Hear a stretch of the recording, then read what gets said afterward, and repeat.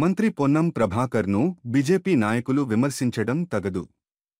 మంత్రి పొన్నం ప్రభాకర్ను బీజేపీ నాయకులు విమర్శించడం సరైనది కాదు అని అక్కన్నపేట కాంగ్రెస్ పార్టీ మండల అధ్యక్షుడు జంగాపల్లి ఐలయ్య అన్నారు. బీజేపీ పార్టీ జనంలో ఉనికి కోల్పోవడం వల్లనే అర్థం లేని మాటలు మాట్లాడుతున్నారు. కాంగ్రెస్ పార్టీ రాష్ట్రంలో అధికారంలోకి వచ్చింది, దేశంలో కూడా అధికారంలోకి వస్తుందని భయంతో ఏం మాట్లాడుతున్నారో కూడా ఆ నాయకులకు అర్థం కావడం లేదు అని పొన్నం ప్రభాకర్ ఎంపీగా ఉన్నప్పుడు ఎన్ని నిధులు తెచ్చారో, బండి సంజయ్ ఏం అభివృద్ధి చేశాడు చర్చకు రావాలని, మోడీ జనాల డబ్బుతో విలాసవంతమైన జీవితాన్ని గడుపుతున్నాడని, ఢిల్లీలో రైతులు నిరసన చేస్తుంటే మోడీ విదేశీ పర్యటనలు చేస్తున్నారని ఐలయ్య విమర్శించారు.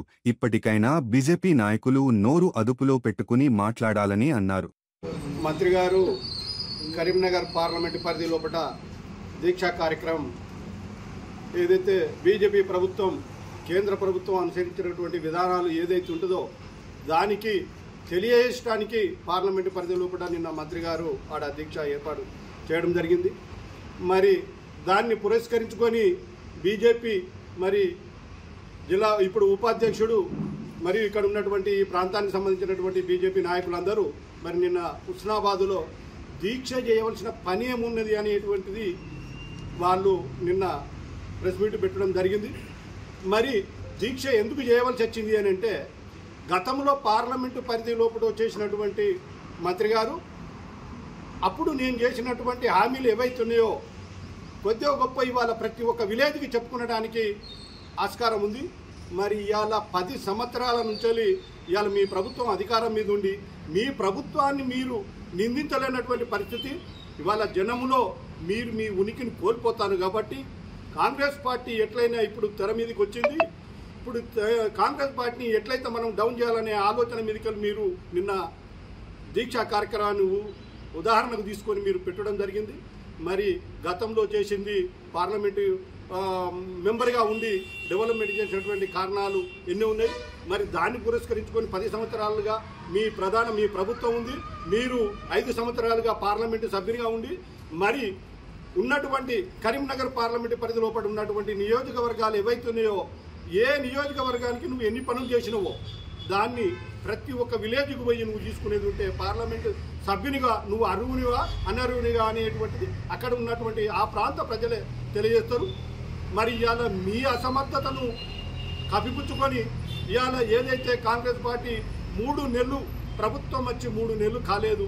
మరి ఇవాళ 6 గ్యారంటీలను అమలు చేసినటువంటి ప్రభుత్వం కాంగ్రెస్ ప్రభుత్వం. మరి గతంలో ఇవాళ 100 సంవత్సరాల చరిత్ర కలిగినటువంటి ప్రభుత్వం కాంగ్రెస్ ప్రభుత్వం. మీరు నిన్న మొన్న రాలేదు. ఒక్క బిడ్డ తల్లిట 10 బిడ్డల తండ్రికి 10 పిల్లల కన్నా తల్లికి తినక నేర్పినట్టుగా మీరు ఇవాళ చెప్తా ఉన్నారు. మీ చరిత్ర ఎంత, మీ కథ ఎంత? ఇవాళ మీ ప్రధానమంత్రి ఒక పెన్ను ఖరీదు చూసుకోండి, బూటు ఖరీదు చూసుకోండి. 100 మంది రైతులను ఢిల్లీ లోపల తొక్కిచ్చి చంపిన ఘనత మీ బీజేపీ ప్రభుత్వాన్ని, మీ ప్రధానమంత్రిది. మరి ఆయనను నిందిస్తలేరే? ఇవాళ ఉన్నటువంటి 15 లక్షల నల్ల డబ్బు అనుకుంటావు. ఇవాళ నువ్వు ఉన్నత స్థాయికి ఉన్నటువంటి వాళ్ళకే నువ్వు చెందబెట్టినావు తప్ప సామాన్య ప్రజలకు చేసినటువంటిది ఏది లేదు. ఇవాళ మామూలుగా 2,000 రూపాయలు ఇవాళ రైతులకు వేస్తానమని చెప్పి చల్ల కబురు చెప్పుకుంటే తప్ప ప్రజలకు ఉరగబెట్టింది బీజేపీ ప్రభుత్వం. ఈ 10 సంవత్సరాలలో ఉరగబెట్టింది ఎలాంటిది లేదు. రేపు ప్రజలు మీకు తగిన గుణపాఠం చెప్పేటువంటి ఆలోచన ఆసన్నమైంది. కాబట్టి మీరు దాన్ని ఓర్చుకోలేక వాళ్ళ కాంగ్రెస్ ప్రభుత్వాన్ని ఇక్కడ ఉన్నటువంటి మా కరీంనగర్ మా హుస్నాబాద్ నియోజకవర్గానికి సంబంధించినటువంటి మంత్రి మీద మీరు ఎట్లా నిందలేయాలి, ఈ పార్టీని బదనాం ఎట్లా చేయాలి, మా ఉనికిని ఎట్లా కోల్పోతున్నాం కాబట్టి మా ఉనికిని కాపాడుకోవాలనేటువంటి ఆలోచన చెప్పారు. ఇప్పుడు మీరు మీ వయసు మీ కథ కార్ఖానా అనేటువంటిది ఇక్కడి వరకే పరిమితం అయిపోయింది. ఇక నుండి ప్రజలు రేపు కేంద్రంలో కాంగ్రెస్ పార్టీ అధికారం మీదకి రాబోతా ఉన్నది. మా రాహుల్ గాంధీ అన్నట్టు ఆయన ప్రధానమంత్రి కాబోతున్నాడు. మీ ఉనికి దీంతో అయిపోతుంది. తదుపరి మిమ్మల్ని చిప్పకూడి తినిపించేటువంటి పరిస్థితి కాంగ్రెస్ ప్రభుత్వం మీకు తీసుకొస్తుందని చెప్పి ఈ సందర్భంగా తెలియజేసుకుంటూ ముగిస్తున్నారు. నిన్న బీజేపీ వారు హుస్నాబాద్ బీజేపీ పార్టీ కార్యాలయంలో మంత్రి పొన్నం ప్రభాకర్ గారు దీక్ష చేయడం దేనికోసము అని మాట్లాడడం జరిగింది. పొన్నం ప్రభాకర్ గారు రానున్న ఇప్పుడున్న పార్లమెంట్ ఎలక్షన్లో కరీంనగర్ పార్లమెంటుకు ఇన్ఛార్జిగా ఉన్నారు. దానికోసం ఏదైతే మీరు 10 సంవత్సరాలు అధికారంలో ఉండి ప్రజలకు ఇస్తా అన్న హామీలు మీరు ఇయ్యనందుకు వాటిని గుర్తు చేయడం కోసం దీక్ష చేయడం జరిగింది. అదొక్కటే కాదు, మీరు ఆనాడు ఏదైతే నల్లధనాన్ని తీసుకొచ్చి పేదవారి అకౌంట్లలో మీరు జన్ ధన్ అకౌంట్ ఓపెన్ చేయండి, ధన్ మీ అకౌంట్లో 15 లక్షల రూపాయలు వేస్తానన్నారు. మీరు 15 లక్షలు వేయలేదు. వాటిని గుర్తు చేయడం కోసం దీక్ష చేయడం జరిగింది. అదొక్కటే కాదు, మీరు ప్రజా సొమ్మును ఆదాని అంబానీ లాంటి వాళ్లకు దోచిపెడుతున్నారు. నీరజ్ మోడీ, లలిత్ మోడీ, అలాగే విజయ్ మాల్యా లాంటి వారికి ఎగగొట్టిన అప్పులు మాఫీ చేస్తున్నారు. రైతుల కోసం మీరు ఏం చేసిళ్ళు అని చెప్పడం కోసం, రైతులకు గుర్తు చేయడం కోసం, ప్రజలకు గుర్తు చేయడం కోసం, మిమ్మల్ని అడగడం కోసం దీక్ష చేయడం జరిగింది. అదే కాదు, ఏదైతే తెలంగాణ ఇచ్చిన కాంగ్రెస్ పార్టీ పార్లమెంటు సాక్షిగా తెలంగాణను ఇవ్వడం జరిగింది.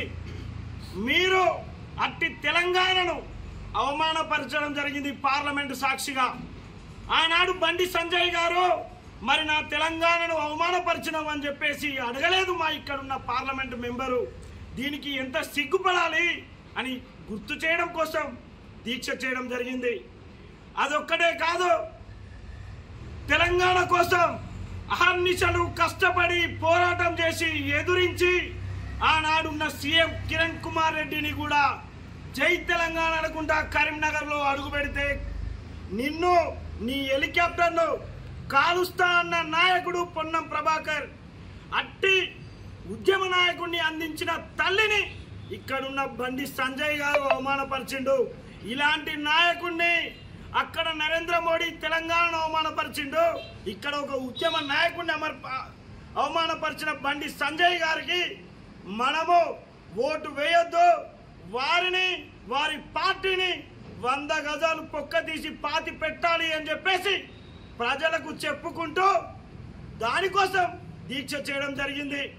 అదొక్కటే కాదు, ఆనాడు రాజ్యాంగం రాసిన బాబాసాహెబ్ అంబేద్కర్ రాజ్యాంగం ప్రకారమే ఇవాళ మనకు తెలంగాణ కళ సాకారం అయ్యింది.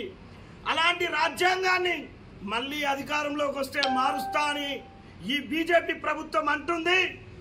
దీనిని గుర్తు చేయడం కోసం ప్రజలారా ఆలోచన చేయండి. బీజేపీ ప్రభుత్వం అధికారంలోకి వస్తే రాజ్యాంగాన్ని మారుస్తారు. ఈ రాజ్యాంగాన్ని కాపాడుకోవాల్సిన బాధ్యత మన పైన ఉంది అని గుర్తు చేయడం కోసం దీక్ష చేయడం జరిగింది. మీరు గుర్తు చేసేది మేమేదైతే 6 గ్యారంటీలు అంటున్నామో 100 రోజుల్లో ఇప్పటికే 4 గ్యారంటీలు ఇచ్చినాం. ఇంకా మిగతా గ్యారంటీలు కూడా ఇచ్చే బాధ్యత మా పైన ఉంది, మేము ఇస్తాం. కానీ మీరు 10 సంవత్సరాలలో ఈ ప్రజలని, తెలంగాణ రాష్ట్రాన్ని, కరీంనగర్ పార్లమెంటులో మీరు చేసిన అభివృద్ధి మీద ఓట్లు అడగాలి తప్ప ఎప్పుడు మీరు రాముని పేరు చెప్పుకోవడం, మతాలను, కులాలను విభజించి ఓట్లు అడగడమే తప్ప మీరు చేసిన అభివృద్ధి మీద ఓట్లు అడగాలి అని చెప్పేసి గుర్తు చేయడం కోసం నిన్న దీక్ష చేయడం జరిగింది. ఇవాళ ప్రజలు తెలంగాణ ఇచ్చిన తల్లి సోనియా గాంధీ తనయుడు ఇలా ప్రధానమంత్రి కావడం కోసం, తెలంగాణ ఇచ్చిన తల్లి రుణం తీర్చుకోవడం కోసం ఇవాళ తెలంగాణ ప్రజలే కాదు భారతదేశ ప్రజలు కూడా కాంగ్రెస్ పార్టీ వైపు చూస్తున్నారు. రానున్న ఇప్పుడు పార్లమెంట్ ఎలక్షన్లో అత్యధిక ఓట్లు కాంగ్రెస్ పార్టీకి చేతి గుర్తు మీద మీ ఓటు వేసి రాహుల్ గాంధీని ప్రధానమంత్రి చేయాలి అని చెప్పేసి కోరడం కోసం నిన్న దీక్ష చేయడం జరిగింది. మీకు గుర్తు చేస్తున్నాం, ఖబర్దార్ మీరు గనుక ఇంకో తాప మంత్రి గారిని కానీ కాంగ్రెస్ పార్టీని కానీ విమర్శించే నైతిక హక్కు బీజేపీకి లేదు అని చెప్పేసి ఉస్నాబాద్ కాంగ్రెస్ పార్టీ పక్షాన మిమ్మల్ని హెచ్చరిస్తున్నాం.